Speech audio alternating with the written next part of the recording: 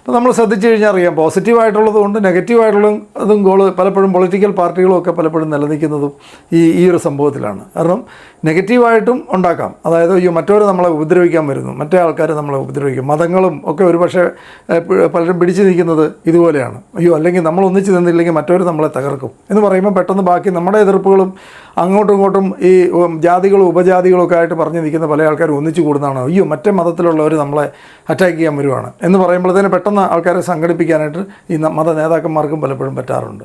അപ്പോൾ അതുപോലെ തന്നെ പൊളിറ്റിക്സിലും അതൊക്കെ തന്നെയാണ്. നമ്മൾ ഒന്നിച്ച് നിന്നില്ലെങ്കിൽ പ്രശ്നമാണ്, മറ്റവർ വന്ന് നമ്മളെ അറ്റാക്ക് ചെയ്യും, നമ്മളെ തീർത്ത് കളയും എന്നുള്ള ഒരു സാധനം. പക്ഷേ ഏറ്റവും അത് കമ്പനികളിലുമാണ്. കമ്പനികളിലും ആൾക്കാരെ ഒന്നിച്ച് നിന്നില്ല എന്നുണ്ടെങ്കിൽ ഒരു കോമൺ ഗോൾ ഉണ്ടാക്കിയാൽ മാത്രമേ പ്രൊഡക്ടിവിറ്റി ഉണ്ടാവുള്ളൂ. ആൾക്കാർ ഒന്നിച്ച് പ്രവർത്തിക്കുമ്പോഴാണ് വലിയ ലെവലിലേക്ക് ആ ഒരു ഓർഗനൈസേഷൻ വളരുന്നത്. അപ്പോൾ കോമൺ ഗോൾ എപ്പോഴും ഒരു ഗോൾ അച്ചീവ് ചെയ്തിട്ടുണ്ടെങ്കിൽ ആ മൊമെൻറ്റിൽ തന്നെ അടുത്ത ഗോൾ സെറ്റ് ചെയ്തിട്ടുണ്ടാവണം.